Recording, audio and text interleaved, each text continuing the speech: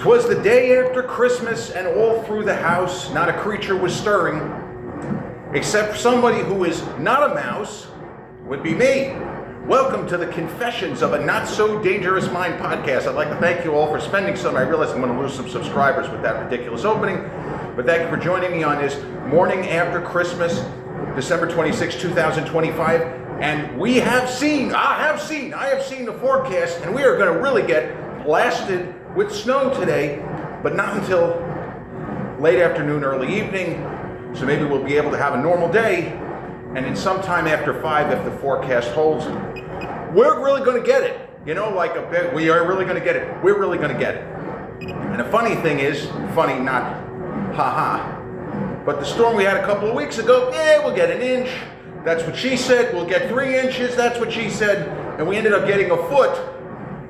No comment on that one.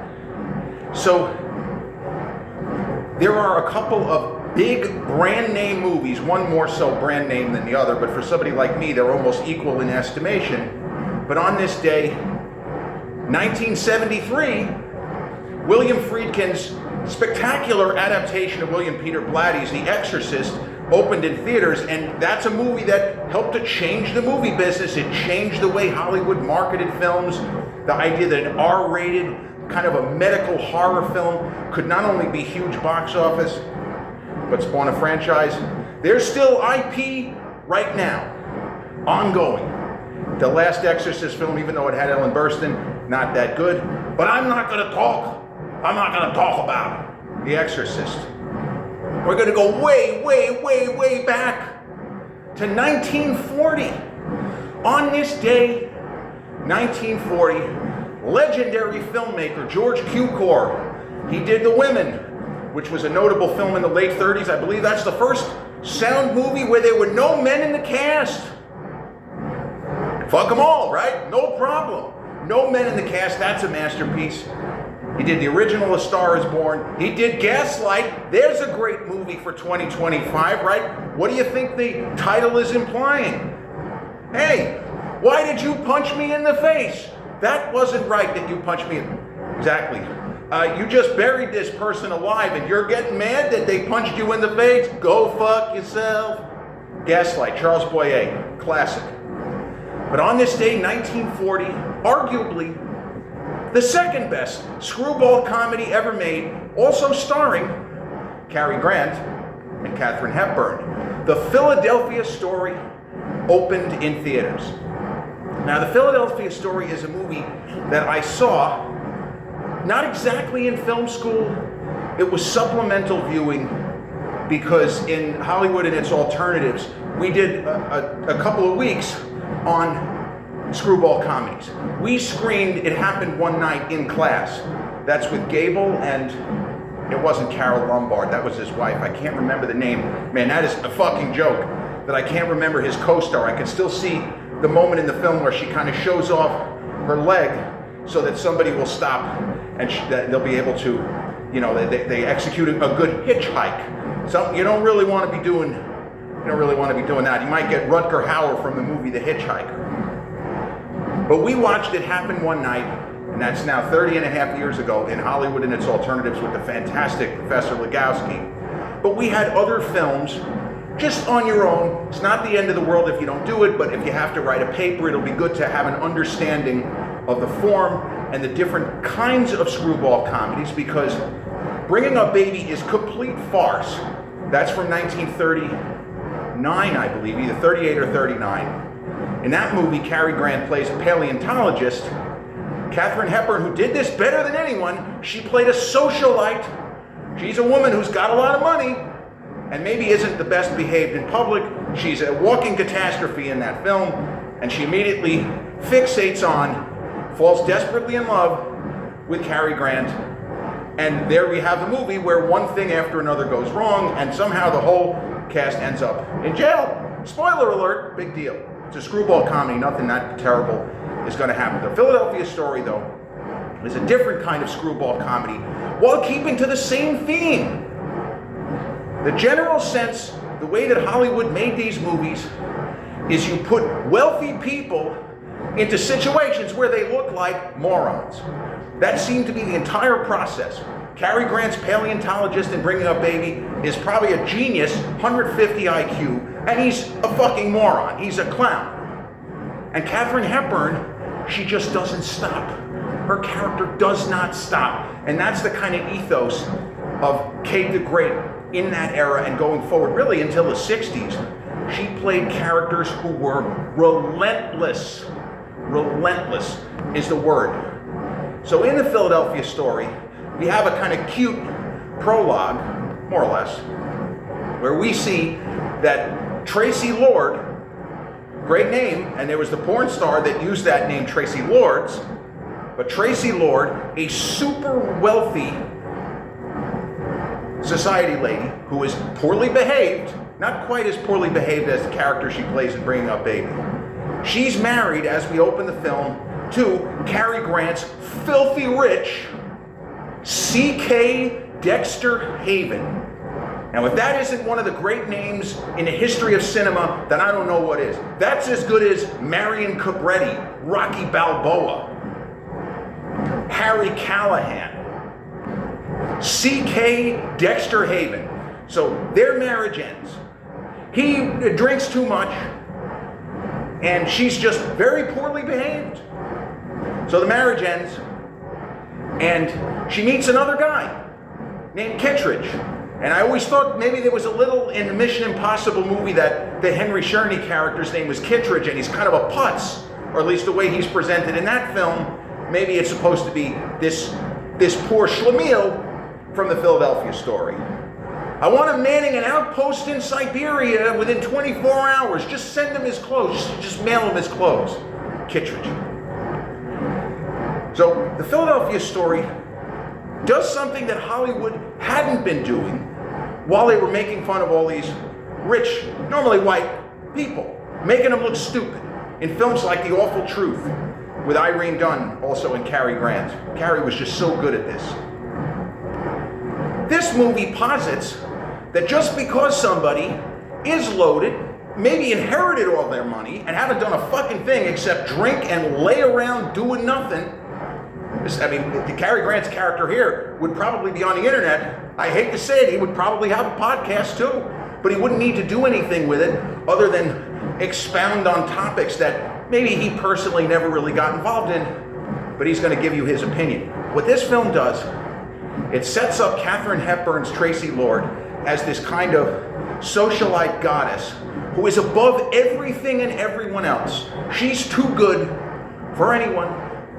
And she just has this high and mighty attitude, which, it's one reason why the marriage ended. You're a goddess, Tracy. You're a goddess. Words to that effect from Cary. Cary's line readings are just epic. So she meets this guy, a social climber. She meets a kind of Rocky Balboa, speaking of that, of business. A guy who started from nothing and made himself into where now he's got a lot of money. He could be Cary Grant's buddy. But this guy Kittredge, he's a putz. He's not that great of a guy. So she's marrying him. She doesn't quite realize it's not that he isn't on her level. He's just not a nice guy. He's not good enough for her, even with all of her issues.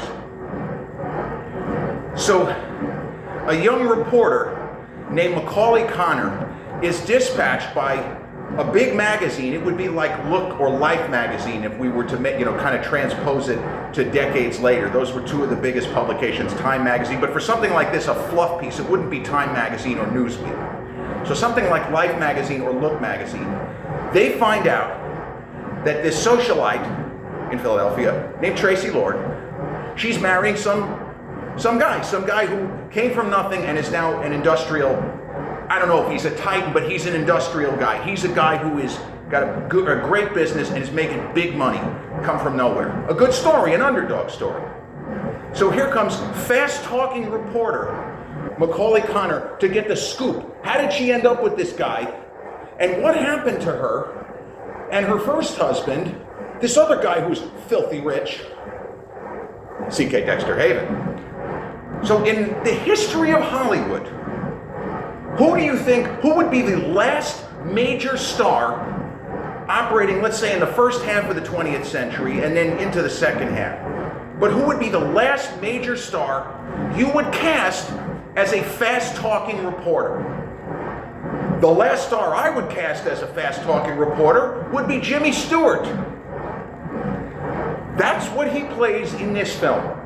And him trying to do that is funny in and of itself. Because James Stewart always took his time, his line readings were always more deliberate, and there was a true story from 20 years later about both James Stewart and Cary Grant. Ernest Lehman, phenomenal screenwriter, writes the script for North by Northwest. And Alfred Hitchcock is ready to make his movie, but he needs a lead actor for that film. Now, he'd already worked with both guys. He did Rope with James Stewart, right? He did, well, of course, with Cary, he did Suspicion, he did Notorious, he did To Catch a Thief.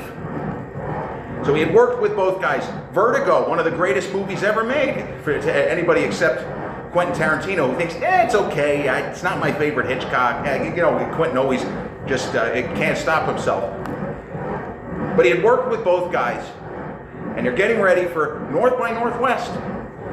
And Hitchcock is torn, because both Cary Grant and James Stewart they've expressed interest in the project. Even though Cary was supposedly retired in the mid-50s, he ended up doing To Catch a Thief, and you know what, I think I'll work a little bit longer. So Hitchcock doesn't know who to cast. So he asks Ernest Lehman, well, who do you think we should cast as Roger Thornhill in North by Northwest? James Stewart, Cary Grant. And Lehman almost laughs at Hitchcock. Not a good idea. But he laughs at him. He says, Al, you gotta be kidding me. What do you mean? With all the dialogue in this script for Thornhill, if you cast Jimmy, this movie's gonna go on for 5 hours. Hitchcock says, you're right. What the fuck, man? Didn't say what the fuck, man. That's how Cary Grant got the part. They're saying there, if you need somebody who's going to be able to deliver lines quickly, don't cast James Stewart. Go with someone else. And if you have Cary Grant, there you go. But here in Philadelphia Story, we are to believe Macauley Connor is a fast-talking journalist. He sounds like the same James or Jimmy Stewart from every other movie you saw him in, hanging on his words. A little bit in Mr. Smith Goes to Washington, he picks it up. But he had a certain cadence to his speech. It's one of the reasons why he was such a big star. Because he knew how to be patient. He was not rushed. He's not the actor to do that. But here we are. So Macaulay Connor descends upon the madness of Tracy Lord marrying this social climbing schmuck. Again, forgive the word. And he, Macaulay Connor, he falls in love with Tracy Lord. I mean, you could just say it's because young Katharine Hepburn was really hot, but he falls desperately in love with her. And Macaulay Connor has his own Girl Friday, speaking of classic screwball comedies with Cary Grant a couple of years later, his Girl Friday. He falls in love with Tracy, and you have the Kittredge character marrying Tracy, but look who still loves his ex-wife, none other than C.K. Dexter Haven. So you wait for there to be some kind of a conflict between the big hitters, Cary Grant and James Stewart, but this is not that kind of movie. This is not a screwball comedy that's going to end with the two guys fighting. This is not Clint Eastwood and William Smith battling it out for no fucking reason at all other than to give the audience a show at the end of Any Which Way You Can. Right? The problems in the story have been solved. The two guys figured out how to work together to solve the problems. And you know what? I don't think we can end it even. Right turn, Clyde. Right turn, Clyde. So, Philadelphia Story has the ethos of, on the one hand, anything for a laugh. The cast gets to make a fool of themselves, with exception this time of Cary Grant. Cary Grant, as C.K. Dexter Haven, he stays above the fray. He wants his ex-wife back, and he's going to get her back, and the events of the story just seem to line up in his favor. And this is a film that you could make this movie not as a screwball comedy. You could make this as a bittersweet romance and it would also work. But it's the fact that you have, and I talked about the concept with regards to two other movies, To Catch a Thief, and in the late 80s, Tequila Sunrise. To Catch a Thief is a film about what? It's a film about two movie stars, Cary Grant and Grace Kelly. Tequila Sunrise, a drug dealer, the world's nicest drug dealer, the only likable character in the cast. I still can't get over that. Everyone in Tequila Sunrise is a piece of shit except Mel Gibson's drug dealer number one. But you have Mel and Kurt Russell and Michelle Pfeiffer, and with all of the mechanics of plot spinning out of control, that's just a film about three movie stars, and the Philadelphia Story at its core is a film about three movie stars. Katharine, James, and Cary. And who is Katharine going to end up with? The movie posits that just because C.K. Dexter Haven was born standing on third base, he's a pretty good guy. We shouldn't think that he's a piece of crap just because he was born standing on third, because he was born to millions. Let's find out, how does he actually treat people? The movie doesn't do that, but it encourages us to see past the surface. That C.K. made a lot of mistakes in his younger days. He's not drinking anymore, and he is patient. He listens when people talk to him, something that Macauley Connor doesn't really do that well for a journalist. And Katharine Hepburn's Tracy Lord, she mostly loves the sound of her own voice. She doesn't listen as well as her ex-husband. James Stewart got an Oscar nomination. He won the Oscar. This is his one Oscar win. And I defy any of you, this movie is on Tubi and a couple of other platforms for free. I don't think it's in public domain, but this movie is for sure free on Tubi and a couple of other apps. The fact that Cary Grant never won an acting Oscar is a cinematic tragedy. Yeah, they gave him a Lifetime Achievement Award, similar to, I mentioned this, how Paul Newman at the 1986 Oscars got a Lifetime Achievement Award because the Board of Governors said, well, we're probably not ever going to get to give him one because we're fucking stupid. We could have given it to him for Cool Hand Luke, or HUD, or The Hustler, or The Sting, or Butch Cassidy, or Hondo, or Fort Apache, The Bronx, or The Verdict. They give him a Lifetime Achievement Award, and then he wins an acting Oscar the next year for The Color of Money. Right? Shit happens.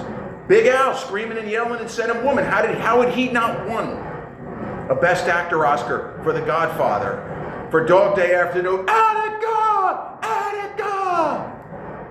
How did he not win? Could have been nominated for Sea of Love. He's phenomenal in that movie. Godfather 2. Scarecrow, right? Panic in Needle Park. How did Al not win? But he didn't. So you watch the Philadelphia Story, and you can be, say, well, James Stewart does okay. But at a certain point in the second half of the film, we realize this is Cary Grant's movie. He's the main character. As much as the other characters are maneuvering and moving around, the central focus of the film ultimately is not Tracy Lord, it's C.K. Dexter Haven. And Cary is marvelous. This is one of his 3 or 4 best performances. And I love James Stewart. He did The Man Who Knew Too Much also with Hitchcock. It's funny, you start to get a little goofy, but he did Rope with Hitchcock, Man Who Knew Too Much, Vertigo. But Cary not even getting the courtesy of a Best Actor nomination for this, 20 years later for North by Northwest, it doesn't make sense because he was popular within the business. He was popular. How did James Stewart win when his character was really absurd? It doesn't really make much sense. But that's Hollywood. There's always controversy with the Oscars. And I guarantee you, no matter what happens at the 2026 Oscars, there's going to be controversy. Because there was controversy last year and the year before. It's very rare that you have people on the same page. This was a deserving winner. She was a deserving winner. He was a deserving winner. Sometimes you get surprised, like in '93, the year of Clint's Unforgiven and Big Al's Scent of a Woman, when Marissa Tomei won for Best Supporting Actress, people were pleasantly surprised. Almost everyone was like, this is great. That's rare. So I don't know how Cary Grant did not get even a supporting actor nomination, but they really couldn't, because I feel like he has as much screen time as James Stewart's Macauley Connor, and almost as much as Katharine Hepburn's Tracy Lord. But this film posits, it's actually a pretty good message. Meet people, get to know them before forming an opinion. What a concept, right? Unfortunately, in 2025, that's very quaint, because the social media era, and this is not a criticism, this is a 1 + 1 = 2 observation, it encourages us to form judgments immediately. This person thinks they're a piece of crap. This person thinks that they're okay. This movie starts from the precept that if you are a guy who worked hard to get ahead, you must be a good dude. And if you were born into wealth, you must be a piece of crap. But it turns out Kittredge is not that he's a criminal, but this guy is a piece of crap. He has no business being with Tracy Lord. He's just a guy who made a lot of money and probably stepped on a lot of skulls along the way. C.K. Dexter Haven is a salt of the earth type in spite of his upbringing. And he just really needed to lay off the bottle. You know, it's pretty obvious, right? But he needed to not drink so much. And this movie doesn't get into rehab or anything. That was, The Lost Weekend, the Billy Wilder film with Ray Milland, that was still years away. The first movie to really deal with it. Screwball comedies get into it a little bit if somebody drinks, but we're just led to believe that C.K. Dexter Haven decided to do something else with his life, to be more present, to be more mindful. Again, nobody says this, but 85 years later, this is the takeaway. He was going down negative paths, and he was able to stop himself. And he's a great dude. And that's something where James Stewart's character is almost the eyes of the audience, where he does verbalize. Yeah, one guy we're supposed to think must be a good dude who sucks, and another guy we're supposed to not like, but it turns out he's a good man. And it could be played for tragedy, because Macauley Connor, despite having a His Girl Friday who quite clearly wants it all with him, he falls for Tracy. And no offense, he had a better chance of meeting Santa Claus than getting her. Because much to her surprise, but not to the surprise of the audience, she just wants to get back with Cary Grant, or the man she just calls Dex. She never calls him CK. She doesn't call him by his last name. She always calls him Dex. And Cary, with those line readings, with that slight smirk, with the knowing gaze, there are moments where he appears to be playing to the audience a little bit. He was already obviously a big star by this point.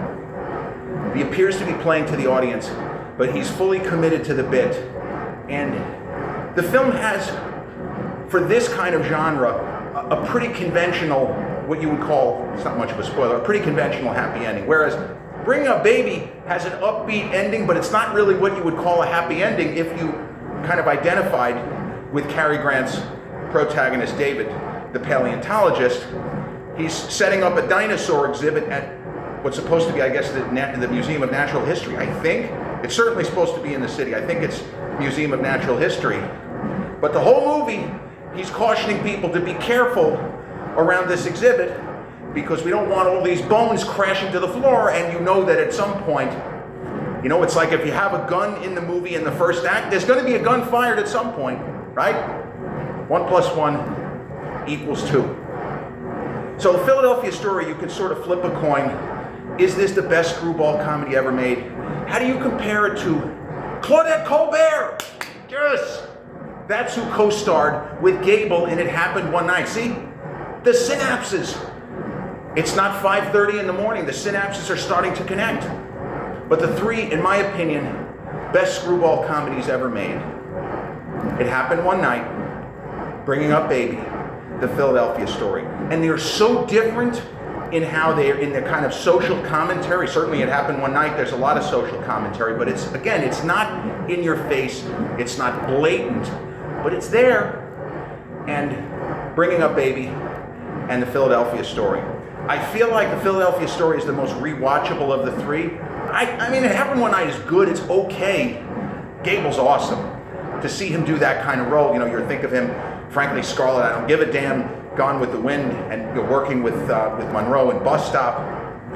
But I think The Philadelphia Story is the best screwball comedy ever made.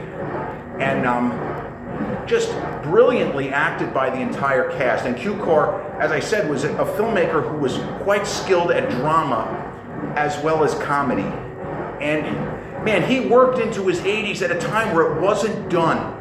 We see Scorsese today, 83, 82, 83, still working. Coppola's, trying to raise funds. It's absurd that he has to try to raise money. That guy? Trying to raise money to make another film. Francis is, I think he's 85. Brian De Palma's retired, he's also 85. But Spielberg is pushing 80, still working a crazy full schedule. He has the science fiction film. I saw the teaser, nobody knows what it's about.